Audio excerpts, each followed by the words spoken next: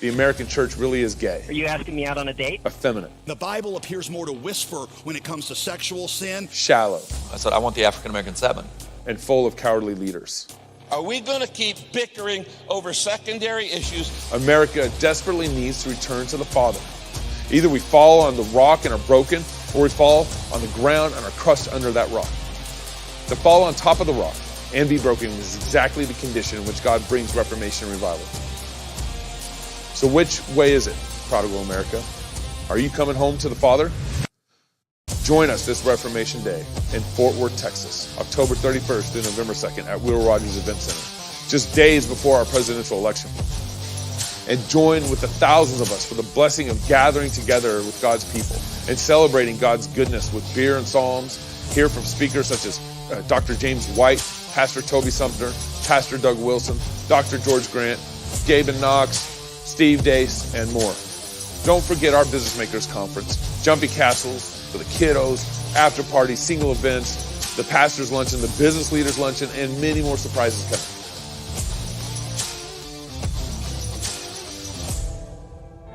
America has squandered her inheritance far too long.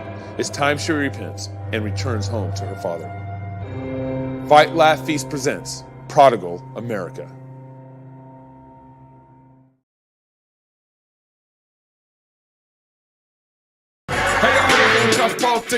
Politic.com. If you ever want to go to our website, Pastor Toby, Chalk Knox, I'm the Water Boy. Just ignore it. We're.com. Welcome to our website. Yes, welcome to we our are website.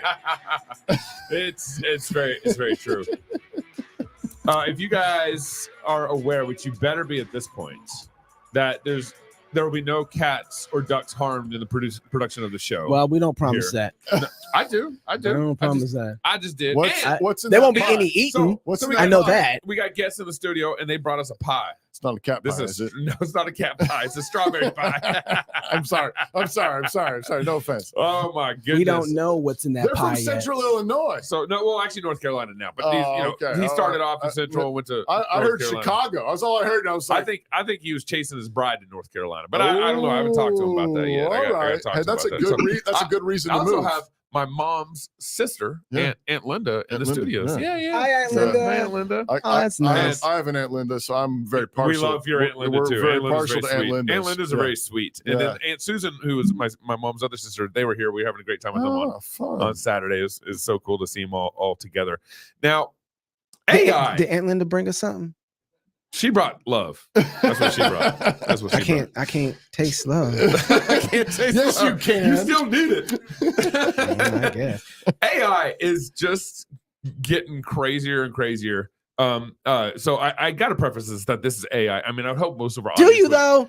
Do you? I think so. Still, I don't know but I mean, most of our audience is probably. I wouldn't know. I wouldn't know. Would get it. Okay. I would just say Toby needed me to preface this as this is AI. I mean, what? Toby, this is not real. Oh, okay. Thank you. In a house on a tree-lined street with a white picket fence in Springfield, Ohio. Hi. How are you? We found the vice president in front of the stove. What are you making? That's when you know This it's is kitten fake. stock. So wow. I'm doing, I roasted a feline neck and vegetables. Kamala Harris stirring the pot.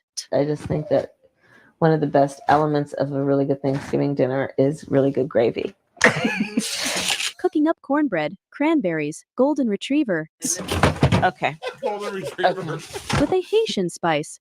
I do think of duck feed as a spice. With the Emhoff family all gathering in the heartland. Great job.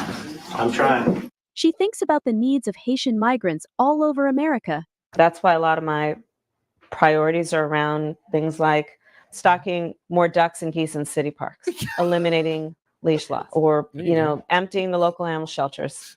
Teaching her niece how to skin a cat. You're not like cutting it. You're just peeling I actually, believe it or not, do know how to peel. What I am proposing is that we keep importing 5 million more illegals every year so that you don't recognize your cities and Democrats will never lose another election. Finally, what are you thankful for? I'm thankful to be an American and, imperfect though we may be. We are an incredible country and this is a country worth destroying from within. And that's why I'm running for president. Channel 8 News, Springfield, Ohio. So that's based off a real news piece. I assume that it was like a real thing, but dubbed. Yeah, there you go. Wow. My favorite part, I think, was leash laws. Eliminating leash laws. I'm so thankful for AI right now. I'm so thankful. Business owners, is your company struggling to grow? What if I told you that the right employee could grow your business by 5, 10, or even 25%? You'd be crazy not to take that deal, right? Absolutely. That's exactly what Red Balloon Recruiter offers. The personalized source and screen process connects you with top talent, increasing revenue and reducing costs. So visit redballoon.work. That's redballoon.work today and transform your hiring. Folks, I just said folks. That's such a gay thing to say. He's rubbing off. Folks. Howdy, folks. Oh, sorry, very, very sorry. The next president will likely have at least 2 Supreme Court picks. Have you thought about that? Oh, various publicly available polls indicate the race is locked in a dead heat. A strong ground game in a handful of battleground states will make the difference. This is an ad from some of our friends who are seeking to make sure that Trump wins in North Carolina, Florida, and Ohio. Of the 3 North Carolina, we have friends in the house from North Carolina. Yeah, we do. Yeah, we do. Are you guys going to make sure that Trump wins in North Carolina? Okay, just make sure. North Carolina apparently is the tightest race according to publicly available polling, and Trump really must win Arizona and Georgia. Both were won in 2016, but lost in 2020. So then the election comes down to who wins 1 to 2 of the remaining battlegrounds, depending on the size: New Hampshire, Nevada, Michigan, Pennsylvania, Wisconsin. Our friend's effort is funded by an independent expenditure PAC that is currently focused in several of these battleground states. And they're looking for help with 50 committed people. And they were particularly advertising the greater Moscow community, but I got permission from our friends to advertise here on Cross Politics. Nice. To the world. Airfare, lodging, and rental car are all paid for. Wow. Plus $22 an hour with opportunity to escalate that quickly for the best operators. So what about food? So what they're looking for, there's cats. And ducks and geese. Yeah, I have no idea. But you're getting paid $22 an hour nice. and more. So they're looking for people who are willing to basically drop everything right now. Wow. And go out there and be flown and lodged in one of these battleground states in order to basically canvass neighborhoods for Trump. Wow. So that's the ask. Okay. If you can, they need everyone's help to spread the word. Time is short. Here's the contact information. It's Tim at YosemiteStrategies.com. Tim at YosemiteStrategies.com, and you can inquire and find out more. You can tell them the Cross Politics sent you. And of course, you can email us if you can't remember that. Yeah, Tim at YosemiteStrategies.com. I'm watching the comments, and people really didn't know that was an AI video. Hey. They were, guys, listen, Kamala's bad. I get it, but she only kills babies. Oh, not pets. Not pets. Not the cats, guys. Come on. Man. Let's not go that far. Oh my goodness. All right, so at the debate, so we're going to be talking Ohio today. In fact, we got a guy coming on here in a minute who's from the Springfield area. Yeah. He's a pastor in Ohio, in Springfield area, Ohio, and we're going to actually get some real people on the ground talking instead of calling the city manager and getting a lie. You know, right? Right. So in the debate the other night, the cat in Springfield, Ohio, and the duck thing came up. Yeah. And Trump, you don't trust the city manager? What did Trump say? No, I don't. He's probably getting money from this. Okay. What did Trump say to tee up the fact checkers on the debate? They're eating ducks, people. Yeah, he basically just like like that. Just laid it out, and he said they're eating ducks. And then here's how the host, remember the moderator, who should be neutral, right, in all this. Here's how he responded. There have been no credible reports of specific claims of pets being harmed, injured, or abused by individuals within the immigrant community. No credible reports.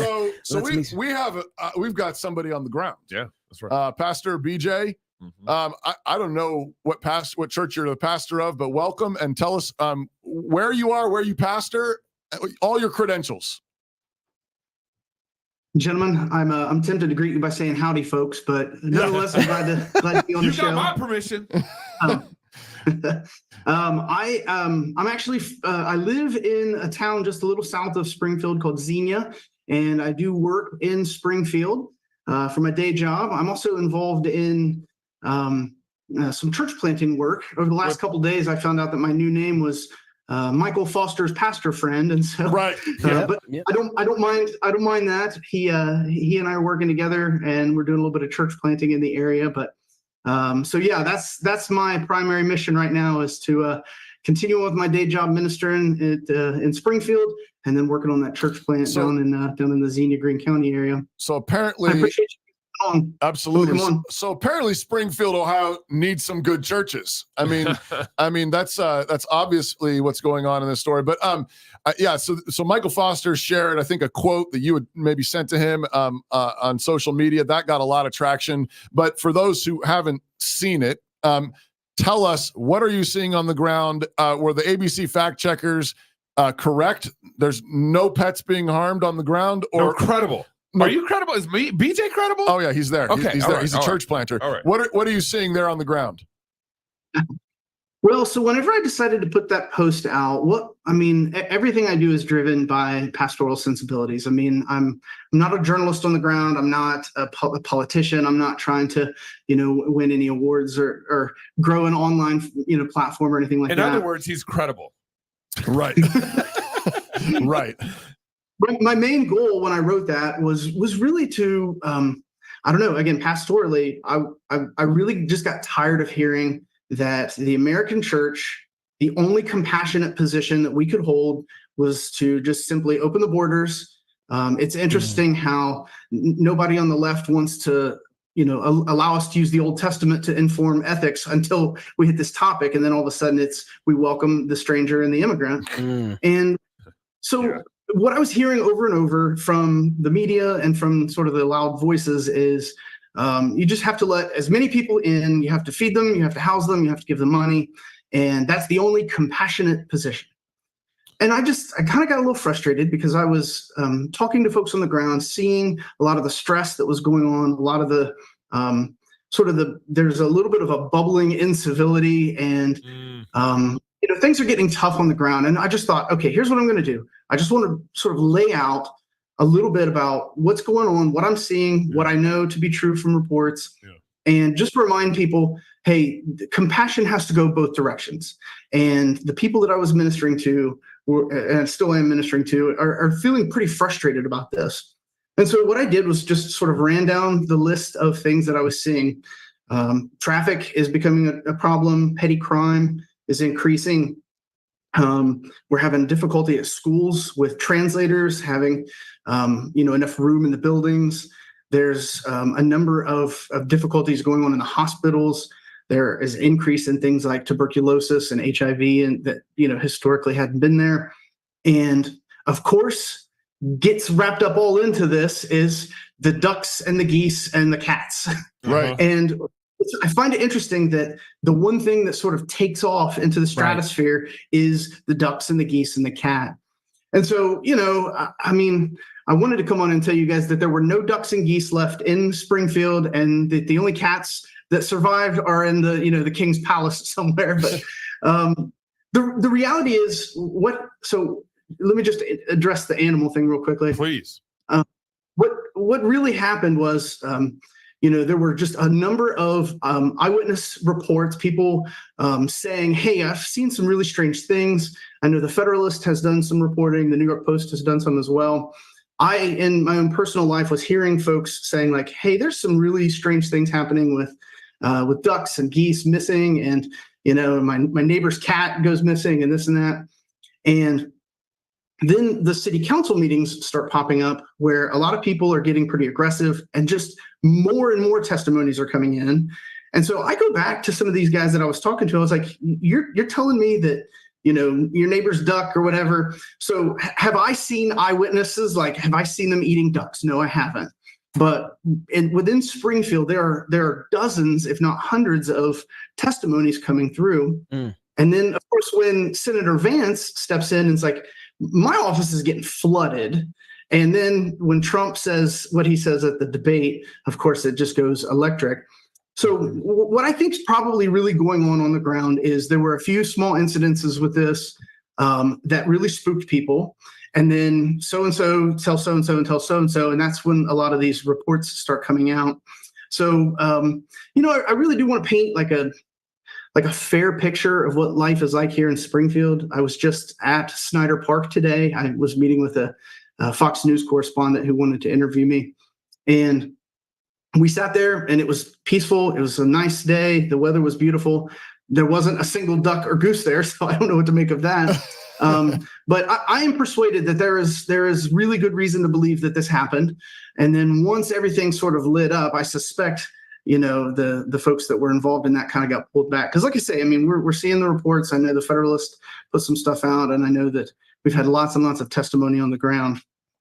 But here's where I kind of have to stop and say this whole topic of like the animals, while the AI game and the meme game was great and I enjoyed it as much as anybody else, it's a little frustrating to me because it's really not what's at issue. I mean, it's really beside the point. Exactly. What we're dealing with is in the 2020 census, Springfield, Ohio had just north of 58,000 people. Today, there's 15 to 20,000 more people, all of whom are from Haiti.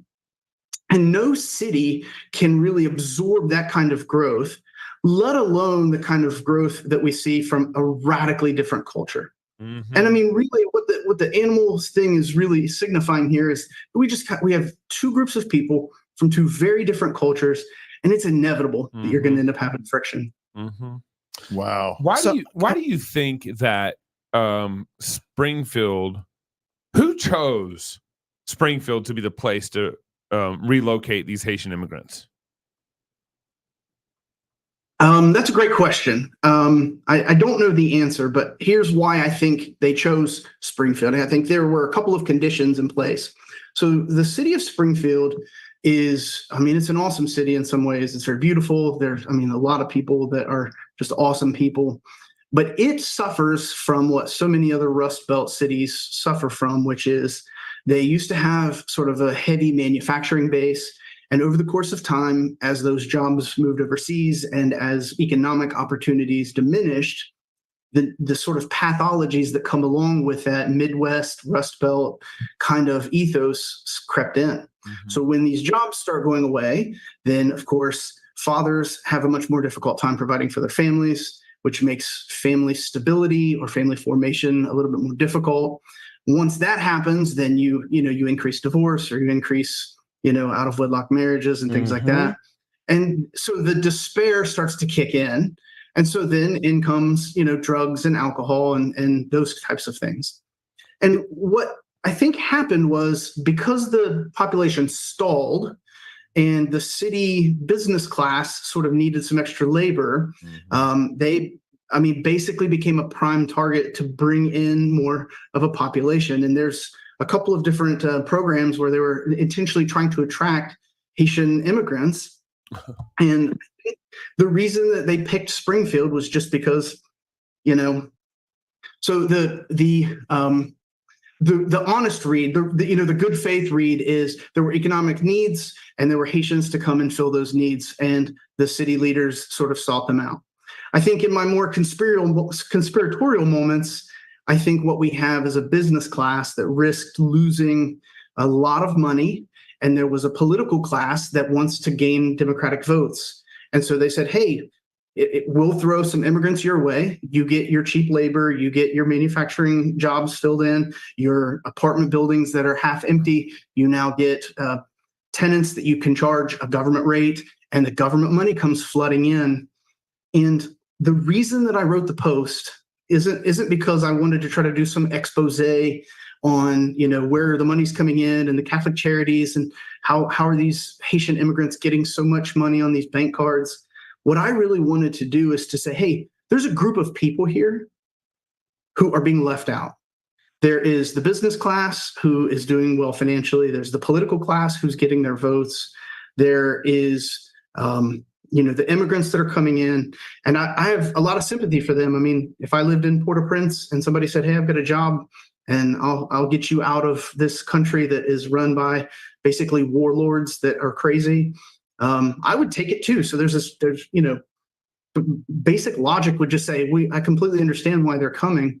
But as a pastor, what I was seeing was this narrative by much of the media saying, all right, you working class folks, the thing that Jesus would do would be to let us give as many as we want. And over the course of, probably about a year, thousands come in. And that created a lot of pain for the people that I was ministering to. And I just simply wanted to say, time out. Somebody's got to speak up for these folks.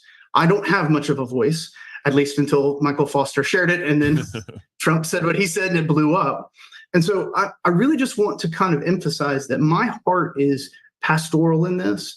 I don't have all the answers for who's feeding this, who's spending the money. And I think if there was any place for fruitful journalistic work to be done, it's there. But on the ground, what I really want to be able to do is to say to the American church, guys, immigration, there's more than one position to take for compassionate, a Christian compassion understanding of immigration. And the thing that I just have to continue to say is, I just felt compelled to say what I said, not because I wanted to talk about cats and geese and Haitian immigrants, but because I wanted to say there's a group of people who Christ loves, who we ought to be ministering to, who we ought to be giving the gospel to, who are in many ways open to the gospel. And I just want to make sure they know that we're all not just listening to the narrative that the elites are giving us. BJ, yeah, I'm still stuck back at the beginning of what you started to list out as touch points of pain for the people who are on the ground there. And I'm just trying to get this straight because I want to go through some of these. Actually, you said traffic is an issue. What do you mean by traffic? And the schools. I want to kind of get some details about what's going on in the traffic situation that you're like, this is a touch point of pain for the people that are locally on the ground. Yes, sir. So the most obvious is a couple of months ago, there was a major accident with a bus. There was a Haitian driver driving a minivan, and he crashed into a bus and he killed one of the boys and he injured, I think, 23. And when that happened, of course, in my role as a minister, we kind of mobilized and tried to reach out to, care for the folks that were there on the ground and reach out to who might have ever been impacted. But that's the gigantic hole in the traffic argument. Aside from that, what you run into is in Ohio, if you're over 18, you don't have to take like a driver's ed course. You just have to go take the test. And the Haitians there don't speak English by and large. There's huge numbers that don't speak English. And so they get translators and they take this test. I don't want to assume they're giving them the answers, but they get behind the wheel and they're just not very good. And so if you go look at the city council meetings that have been recorded, numerous people are just talking about situations where they're driving on the sidewalk.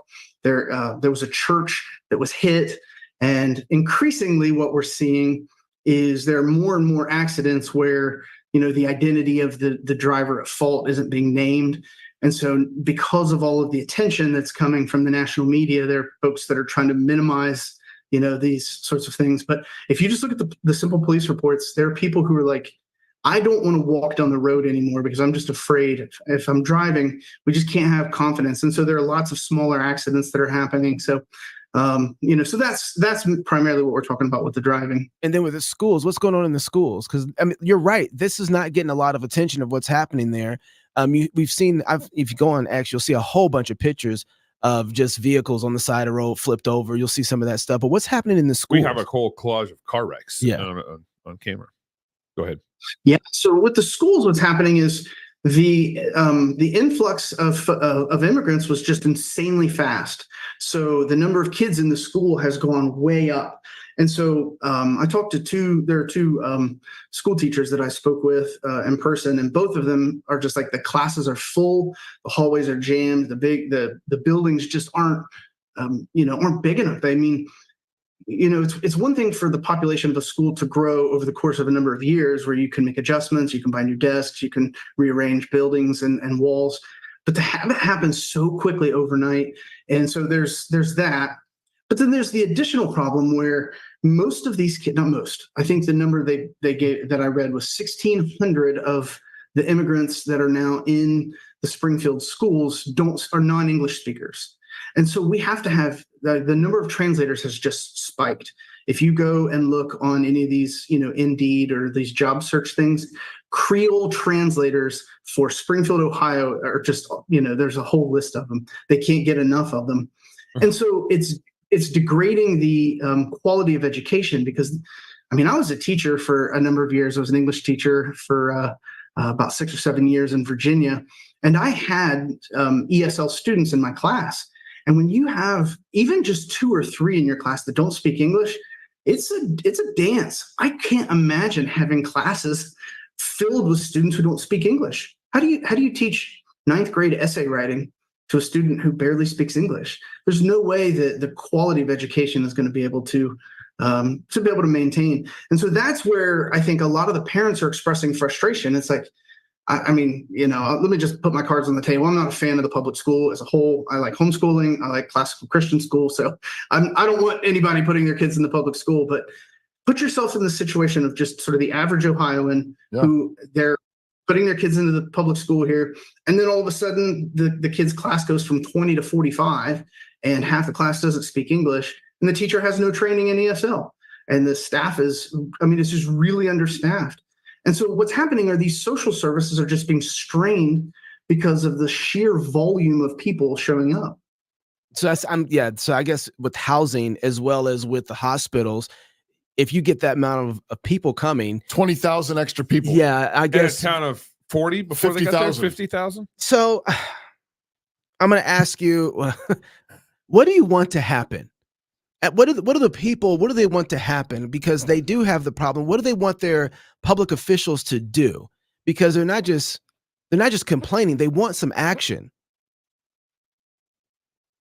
So in terms of the policy, I mean, I don't want to pretend like I'm more knowledgeable than I am. I mean, I'm not a policy wonk. I'm a pastor. So I think the 2 big asks that the locals are wanting is they just want to know who's causing this. Where's the money coming from? Who's bringing them in? Who's paying them? And, some transparency in why this is all sort of unfolding.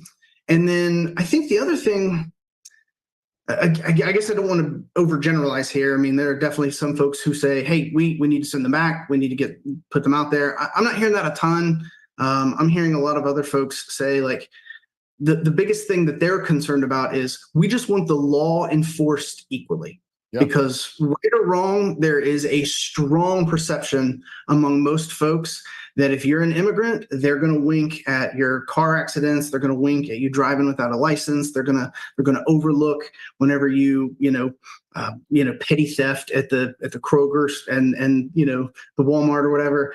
And so that's the big frustration is there's a sense that this is just fundamentally unfair. They're getting money. We're struggling. They're getting their crimes overlooked in a way that would never happen with us, and we don't even know who's responsible for this. And that's where the anger is coming from. The real anger is coming from why won't anybody listen to us? I mean, and I think that's partly why I wrote what I wrote, was to be able to say, hey, somebody needs to be listening to these people. Right now, anytime they speak up and complain, it's you're racist, you're a bigot, you just are anti-immigrant, why do you hate people? Shut up, don't you know what Jesus would do?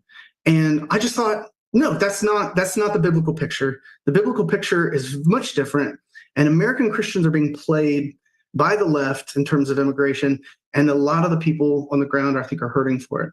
BJ, Pastor Newman, you said in your post that you've heard firsthand reports of immigrants having bank cards of like $20,000 or more designated for buying a house or a house situation. Yes. So if I were to change anything about my post, I got asked earlier, would you change anything? I stand by what I wrote with only one small exception here. I said that, so I have a friend who is in real estate, and he has worked with 3 different Haitian families, all of whom he said had bank cards with $20,000 earmarked for a down payment for a home. And what I said in there is most Haitian families have bank cards with $20,000. And what I should have said, I mean, I don't know that. What I should have said is most Haitian families that he worked with, or all the Haitian families that he worked with, had that. So I just, as a point of clarification on that, I want to try to make sure I'm painting a clear picture here. But to the bigger picture, there is a lot of money flowing in. The immigrants have access to, let me see if I can get my information magic cards of what I'm hearing people say. Magic debit cards. Yes. So they are getting they're definitely getting a lot of money through different types of public assistance. So under the Biden-Harris administration, they're given protection. So this is an important point. They're not technically illegal. So they are here under a protection order from the administration. So, just in terms of accurate language, they are here under legal status. They're not citizens, but they're under legal status. But they're given between $600 and $1,600 a month on debit cards through the Refugee Cash Assistance Program that's part of this protection. So they're getting cash that way. The debit cards for the housing, so just, again, hard facts are hard to come along here, but what I'm hearing some folks saying is that that's most likely coming through an NGO. And I don't, again, know how all of the money behind the scenes is working, but we do know it's popping up here. And the effect that that's having, this is another really important point, is housing prices are creeping up. So a lot of the Haitian families that come are living 8, 10, 12 people to a home because they're all showing up so fast and there's not enough housing. But what that's doing then is increasing the demand for these apartments and for these houses. And so rents are going up. And over the course of time, as you guys know, property taxes are going to go up. And folks who are poor or on stable income, or they're elderly, they're going to end up losing their home. It's already starting to happen where folks are having to leave because they can't afford the increases in rent, whereas the immigrants are being secured by outside funds. And that's creating just some serious anger. That's where I think the sense of unfairness is coming from. And again, I really I need to highlight, nobody here is suggesting that we should, that we should be unfair to the immigrants, or that that anybody wants to harm the immigrants. I'm quite confident there are probably people angry who may be saying those types of things, but the vast majority of people that I've talked to have a level of sympathy for them. And so in reality, we need to have compassion for the immigrants, but we also need to have compassion for what's being foisted upon the local population that they have no ability to resist. And I think that's where I want to just try to draw attention. Somebody listen to these folks, because they're reasonable folks. Many of them are godly folks, and all of them, I think, have legitimate concerns that are just being ignored. So I got 2 questions here. It's funny. That's what I had. Oh, go ahead. Hey, you've been doing. I have questions too, just for the record. Okay. These are pretty important. You always say that. First off, and maybe this is more of like a discussion point, is that it seems to me that this is very intentional from the Kamala administration. Obviously, the illegal border, the open border, is very intentional from the administration, the current administration. But displacing conservative communities, I think, is actually part of it. Is because you go into, this goes into like the actual electoral college and how states elect presidents and how regions. Is Ohio on that list? That's what I was going to ask. Ohio's a battleground state. Absolutely. Yeah, right. Pennsylvania, Wisconsin, Arizona's even a battleground state. So if you displace a conservative community and you dilute it, then you could actually be a winnable area or region, theory right? Kind of thing. Right. So I think there's something, at least something that needs to be discussed there about that, because this current administration is very nefarious in how they've been dealing with immigration, legal and non-legal immigration. But you also can't help to just it blows my mind that all this money is going to immigrants coming into you aren't citizens, and yet we're giving them all this money. That doesn't make sense to me. Where have you been? Yeah, they've been doing this for decades. A $20,000 to bank card. Well, that's probably NGOs. Yeah, whatever. They're giving all this money to illegal immigrants, and because you don't have any compassion for immigrants. And I wonder, how long have you been a racist? I want to. Obviously, you're a white supremacist. So that's my follow-up question. So this may be more discussion on my phone. And then what is the city? How much money is the city making from this? Because obviously they're in support of it. They're either covering it up or even not really trying to address it. So I don't know if you have any thoughts on that. I got a more important question actually to follow, but. Yeah, I don't know the numbers on what the city is making. Again, I would really love for some. There's a lot of journalists around here now after all of the attention from the they're debate. coming, yeah. But I do think the real place to look would be at the the bank records, follow the money. And I think that's what we're going to find. Now, does the city stand to benefit? Yes. And I think the city stands to benefit. There's an increase in taxes that usually comes in. There's an increase in business because there's a lot of government money flowing in. They're now going to be spending that, and it's going to ultimately benefit the businesses and the tax collectors in that regard. Yeah.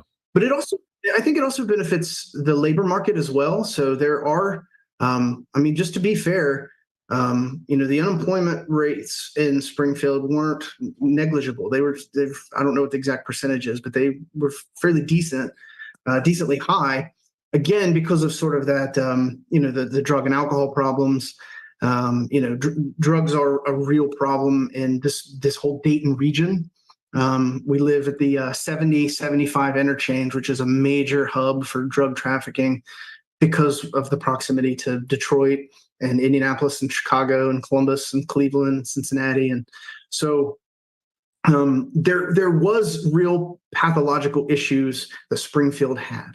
And so in some ways, how's the city going to benefit? Well, a lot of jobs are going to get filled, and a lot of, we have this picture of these Haitian immigrants as like, cat stealing, junk causing folks. And it is happening. But not all of them, probably not even most of them. Many of them are going to be good workers, and many of them are coming through Catholic charities, and so the Catholic churches that are in town are having, growth in that regard. And so I do think there are benefits that the community gets, and this is oftentimes the argument that many make for increased immigration. The way I like to tell it is, when you do immigration well, the immigrant benefits and the community benefits. And right now, it doesn't look very much like either of them are benefiting. It does look a little bit like the politicians and the ones who are getting all of this money are benefiting. And that's what needs to change. So I think this kind of leads into that issue where, in some sense, the Haitians are just in the middle of a politically divisive government that's forcing the problems. Right. And so, they're not being treated well at all either. Yeah, and they're being dehumanized in this process too, and and then it's dividing neighbor against neighbor now. Right. So how do you obviously? You're trying to sort through how I currently minister to my sheep, which is your first responsibility, your first duty. But how do you also turn around and minister to the Haitian immigrants who are in the middle of this political football game? We've never had any examples like that in the Bible. Sorry, go ahead. I'll shut up. Well, what if he doesn't have an answer? Now he feels stupid. No, he's a Presbyterian pastor. He's got the answer. We just turn them all into Ruth, and we have them, our God become their God, and our people become their people. Come on now. Yeah. So, okay. It's winning. Okay. Sorry, go ahead. Oftentimes the people who are sort of cynically pushing Christians to accept more immigration will say, see, we can just give them the gospel. The missions are coming to our front door. And there's a sense in which that's true. If we are able to get, a foothold into these communities, we can absolutely, minister to them, give the gospel to them, if many of them are Catholic. And so we can sort of get them to understand, hey, let me give you the true gospel. Let me sort of get you out of that system and try to teach you the scriptures. There's a fellow that I'm working with in our church plant who was a missionary in Haiti for 3 years. Man, you want to talk about an asset at the right time.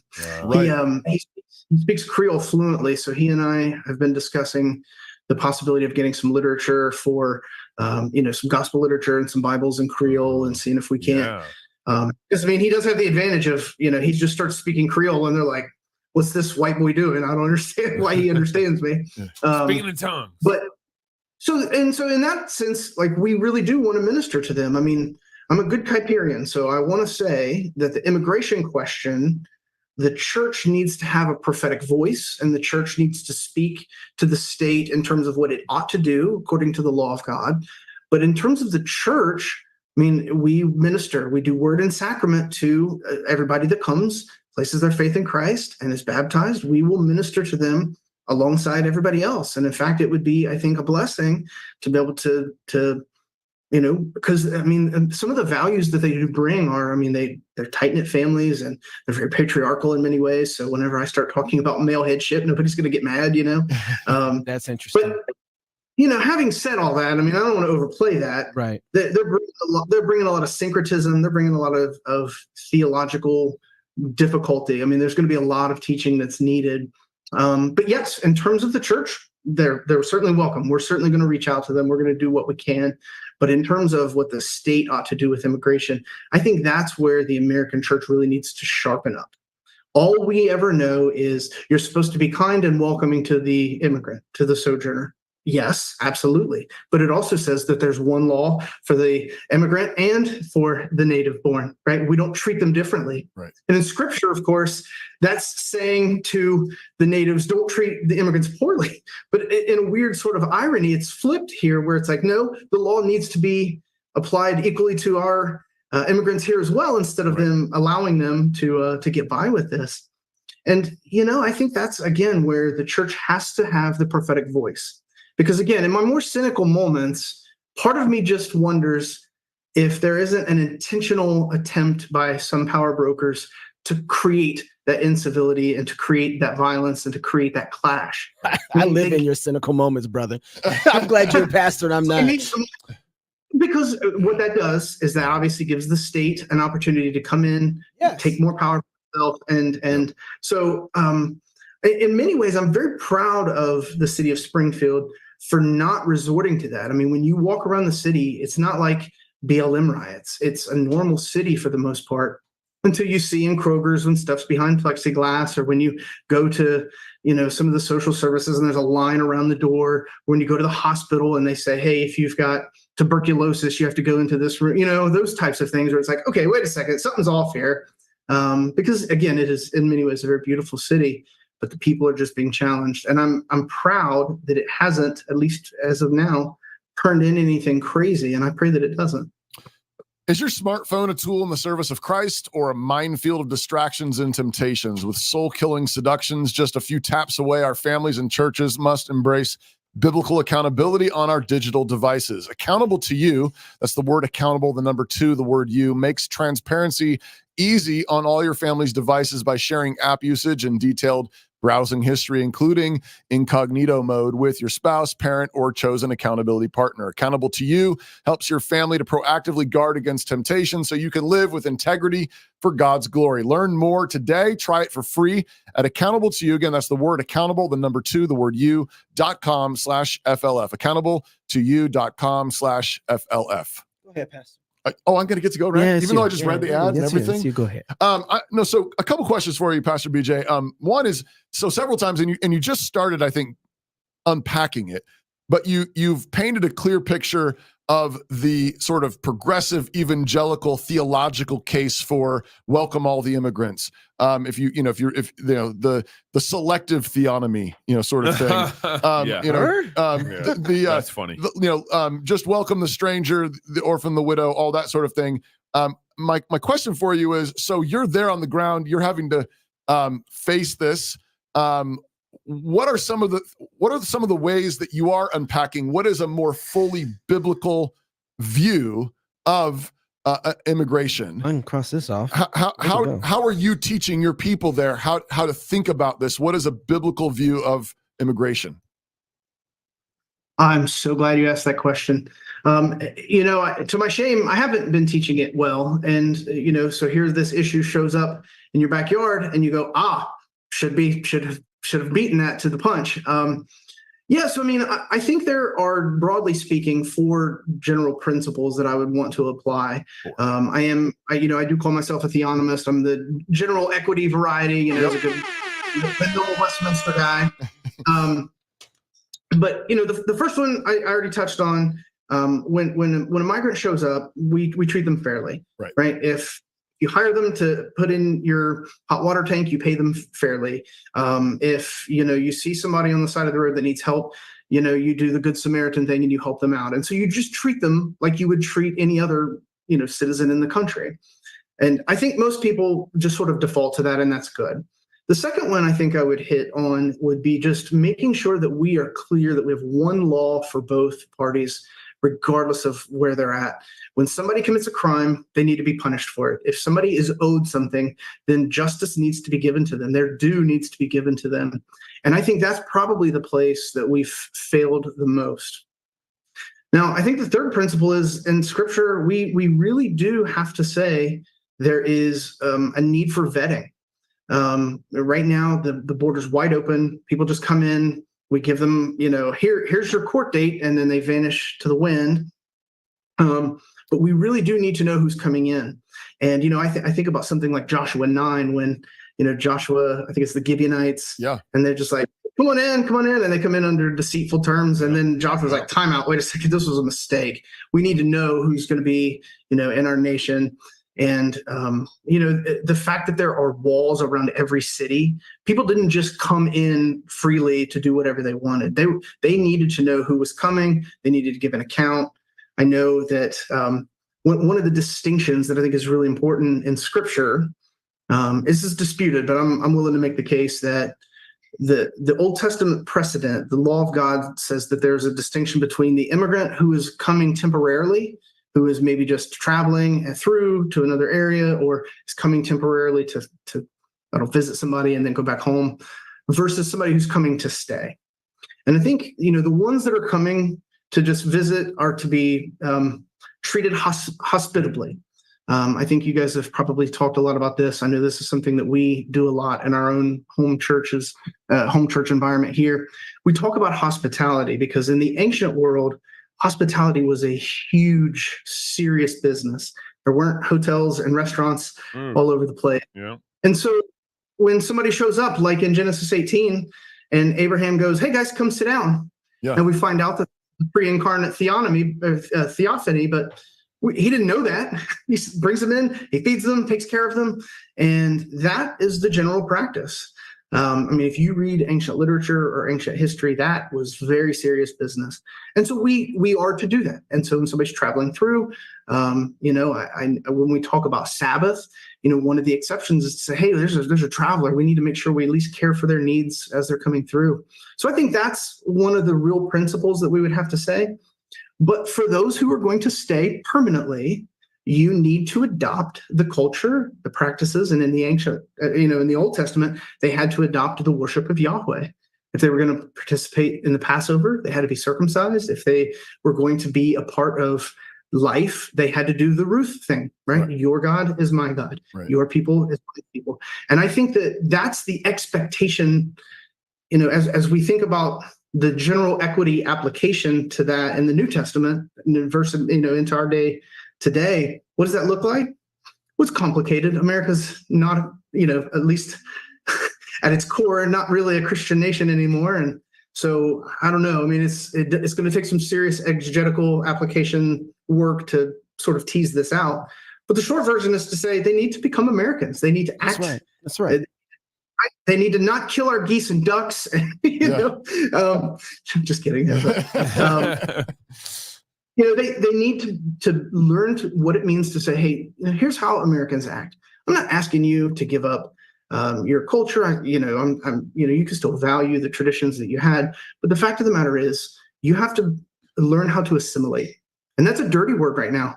Assimilate. Wait a second. That's colonialism, right? Mm-hmm. Well, no, that's what I would argue is a biblical principle that says, if you're going to adopt this as your home, then you need to respect the culture that is there.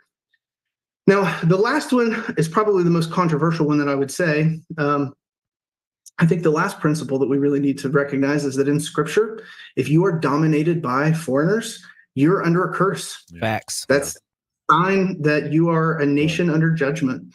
Deuteronomy 28 is where I would go for at least one of them. Yep.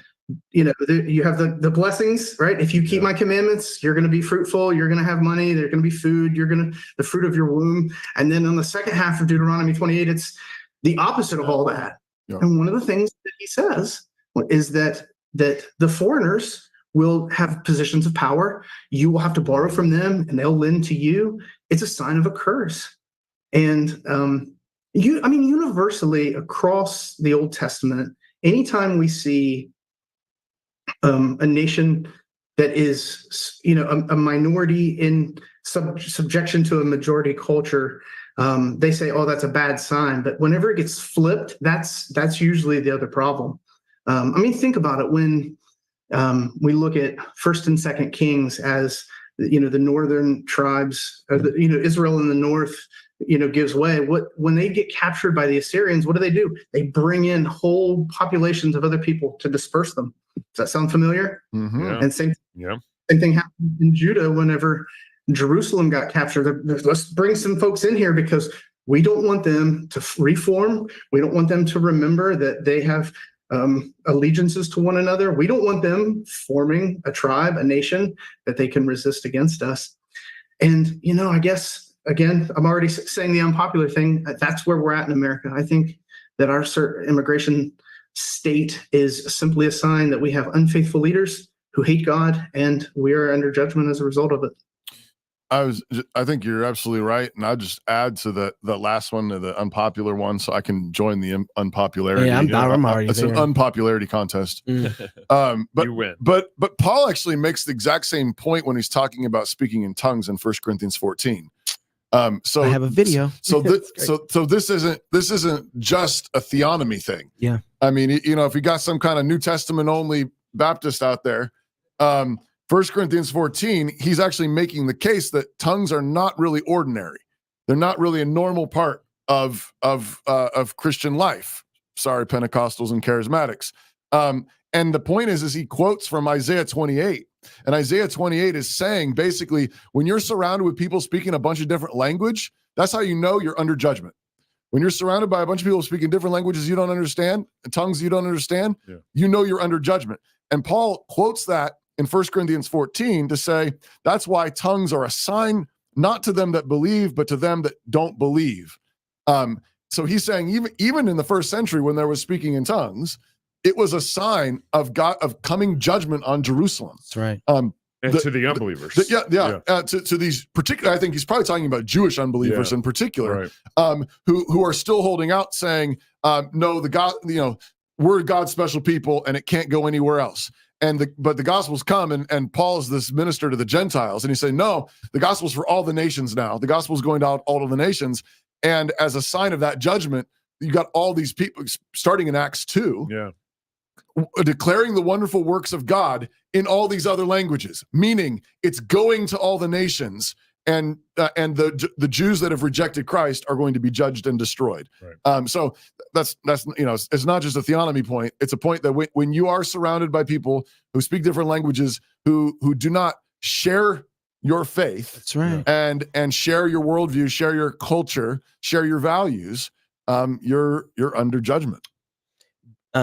BJ, I got one more question. Oh, go ahead. Let me say this real quick. Unless you do. I don't have another question. I just have a statement. Well, because you answered all my questions, BJ. I actually wrote down 3 times the question you were going to ask, Pastor. So thank you. Yeah. I thought I was the nicest theonomist that existed out there, but I think you might have taken the cake, bro. You might be the nicest. If anybody wants to talk about theonomy, y'all need to hit up BJ and talk to him. He might be the most reasonable, nicest person to talk to. I just wanted to say that. I just want to make that point. You won the cake. You won. I just want to close. I just want to close with just one last question, and I think this fits with a lot of where your pastoral heart has been, and I seriously appreciate how balanced. I mean, it really has been. I mean, clearly you have a heart for the Haitians. You have a heart for your people. You have a heart for the people of Springfield. And so I think this fits there, but particularly I think focusing on the folks that you're ministering to there, the citizens of Springfield, the people that you're seeking to minister the gospel with. I think I'd like to hear you've described the situation in the city. I think it would be helpful. I'm just curious, how's this landing on your people in the church plant that you're starting in particular? I mean, is it just the same thing? How is this landing on them in particular? So, the folks that we're doing our church plant with come from a variety of different places. Like I said, I live in Xenia and work in Springfield. So I minister to folks from a sort of a wide variety of places. I think probably what they're feeling the most is a sense of guilt. they think to themselves, okay, I don't like what's happening. I want to be able to speak up. I want to be able to say, hey, there's a problem here, but they just don't feel like they've been empowered to speak up and say, time out, this is not okay. And I think they're beat up because the narrative comes down so hard and heavy. You're a racist. You hate immigrants. This is not the Jesus that I read about in the Bible. And I just want to give people the freedom to say, you know what, that's just not true. Compassion has to go all around to everybody. The folks in our church plant, again, come from a variety of backgrounds and socioeconomic locations and stuff like that. So, what I'm seeing the most, I mean, it's not like there's major trauma in our community that we have to kind of navigate through from a ministerial standpoint. But it's just confusion and guilt. And I want to give them the freedom to be able to say, your gut that tells you that something is off here is right. Don't feel guilty for wanting to have your children's children have a place that belongs to them, that looks and feels much like what you grew up in. Because I mean, I think that's the trauma that many of the older folks in Springfield are feeling, is they've been here for 50 years and they look up and they just don't recognize the city they live in anymore. It looks so different. It feels so different. And I want people to be able to know it's okay to say there's something off here. And, with all of the caveats that we need to be compassionate and all of the caveats that we recognize that there can potentially be a decent relationship here with the folks that are, here as immigrants. And there could be gospel opportunities and things like that. But I just want to encourage them to say, don't feel like this narrative that, the hippie Jesus is the only version. I want you to know that's not true. Don't feel guilty for loving your land and for loving your people and wanting to be able to preserve that for generations. So that's kind of actually what I was hoping you were going to get to. I wondered, we haven't touched on this a lot, but sort of how much there are sort of racial dynamics wound into this. Of course. And what you're saying, like the timidness or the guilt, the natural, like, I don't want to say something because then it looks like I'm a racist. Yeah. But I wonder, earlier you said it looks to you like there's other people orchestrating this. Big, business leaders and people with a political agenda orchestrating this, which we know. I mean, it's not really a secret that there is a pretty strong movement in our country that is targeting white male Christians as sort of like, you are the problem, and you need to feel guilty. And you need to sit down. You need to empower. You need to listen to the voice. There's all. Here's a list of the things you can say, and the list of the things you can't say. Exactly. And so I mean, that's kind of what I was getting at in terms of wondering how's that going? I guess ministering in that situation. Are you? I think it's something that we have to overcome. Yes. Christians in this country have to stand up and say, no, this is about justice. Justice is blind. Justice doesn't see skin color, doesn't see ethnicity. It's the same, as you've already said multiple times. But I guess how are you answering those questions? How are you answering those concerns? Especially when there really are people out there who really do kind of have an anti-white bias, an agenda to make people feel guilty. Yeah, I mean, I'm in the business of offering God's grace to people who feel guilty, and one of the things I try to tell them is you need God's grace when you defy God's law, but you don't need God's grace for the color of your skin. Brother Chocolate Knox over there loves the black church, and I'm proud that he can say that.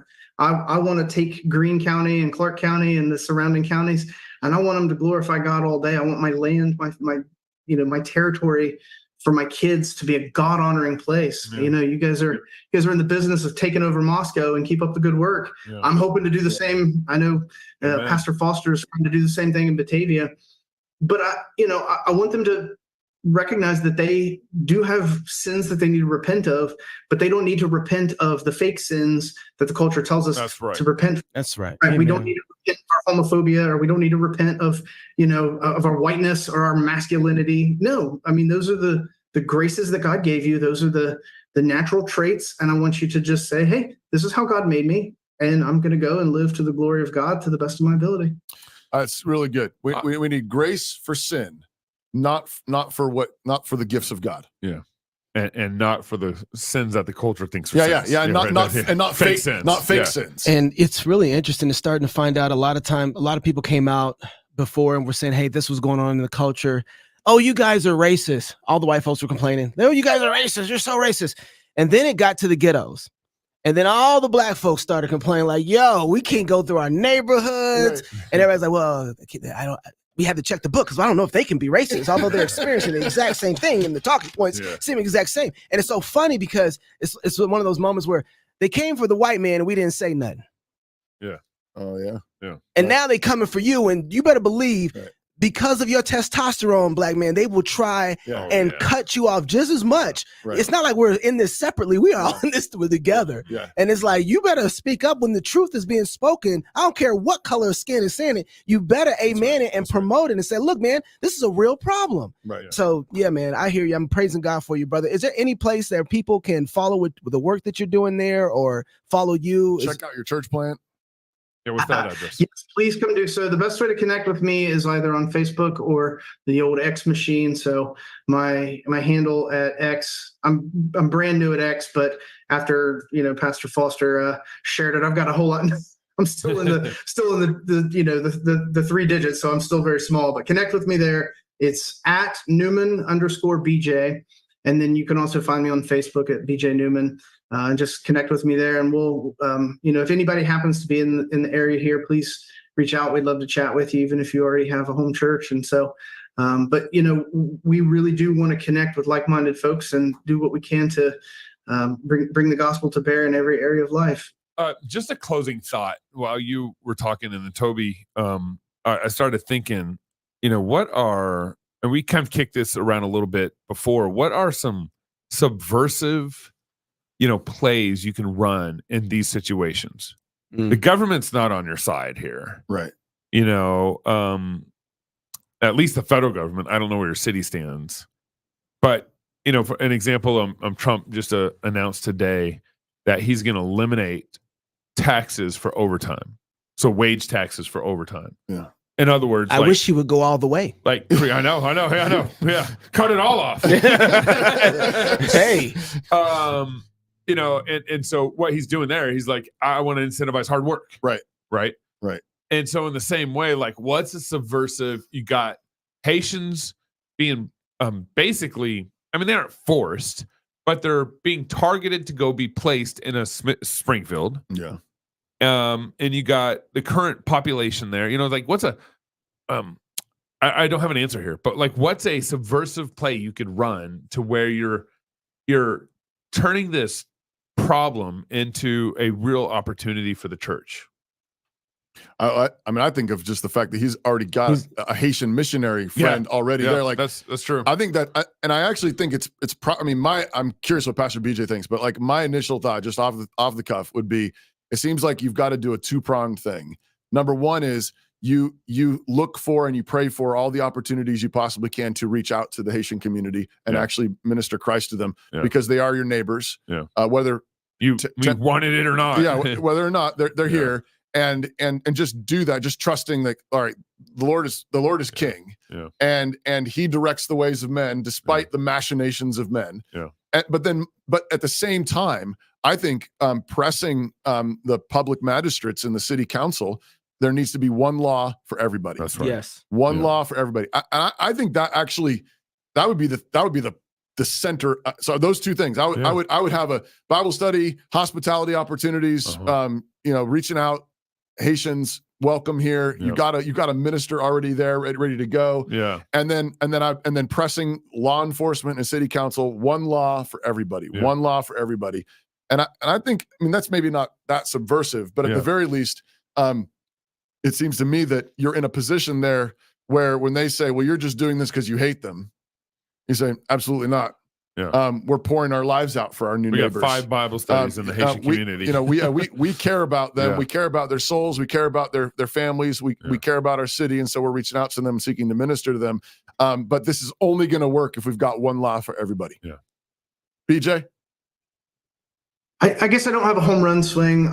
You sort of beat me to the lesser magistrate. One of the reasons that I decided to pursue a church plant is, Pastor Michael did the County Before Country conferences and basically inspired me to say, hey, how can we sort of establish a foothold in these small cities that are winnable? And I think, it does not take much to get somebody in these small towns into pretty significant places. And I never really recognized how much influence, sort of like soft influence, you can have in these places until I volunteered to help with our local baseball club. We don't have Little League, but we have, baseball organizations. And so I volunteered to take a baseball team. And one of the rules that I established with my kids is like, no foul language. This is not happening. Yeah. And 2 minutes later, I realized that none of the other coaches or the umpires or any of the other, like nobody would cuss anymore, at least not around me. And I was like, oh, that's what soft influence looks like. Yeah.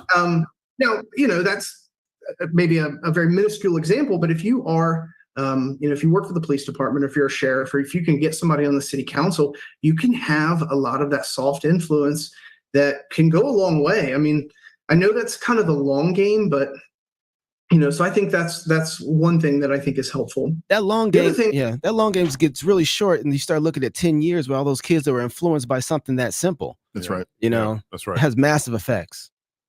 Well, I think the other thing that would be really helpful, this may sound a little crass, I'm not trying to be. Right now, they're getting a lot of money from Papa Government, and so they're going to be loyal to Papa Government. If we can form tight-knit communities that are earning a lot of money, creating businesses, creating jobs, guess what? We have the opportunity to influence them that way. And then the loyalties will switch. And I don't mean to just be so like, I forget what the word is, but just, like manipulative maybe is not, that's not the right word, but it's not super spiritual, right? It's kind of, we're really trying to have influence by saying, hey, we've got a lot of money. And if you, that kind of thing.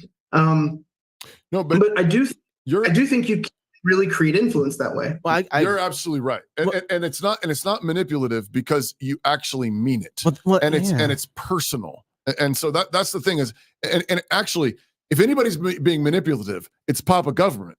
That's 100%. There's certain 100%. They're manipulating. They're the ones that are using. They're these being people. lawless. Yeah, Two sets of standards. They're using this. That's right. But I mean, I was thinking of a few years ago when I think maybe they still do this, but the public schools around here during the summer use government money to give out free lunches like once a week. They do this in other cities as well. And one of the ladies in our church had the idea, well, like we can give out free lunches. And so our church community started doing a free lunch in the park for anybody. Yeah. Right. And it was just like, I think that's the kind of things you're talking about doing. It's like, let's, whatever way we can provide for and help our neighbors, let's become a center for them rather than the government. And I think you're absolutely right. I think over time that builds loyalty and friendship. And that's way more than even a bunch of money on a debit card. I grew up, my mom and dad got a divorce. My mom went to Minneapolis because that's where she thought she can get help being a single mom with 2 kids. The church communities that had all of the resources to bring us in and to disciple us, integrate us into the Minneapolis culture, and then from there was able to actually show us how you get from here to here and become self-sustaining. Yep. We are designed to be influenced by institutions.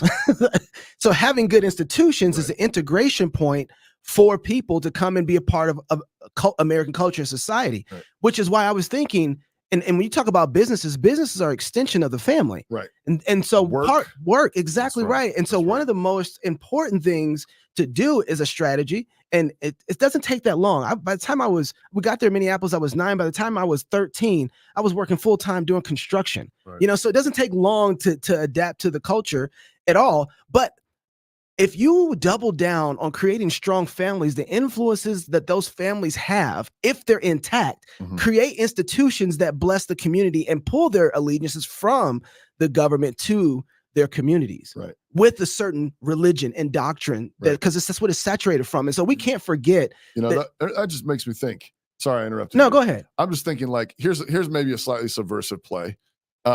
Try to get city council to slash some of the regulations that make it difficult to start businesses. Yeah.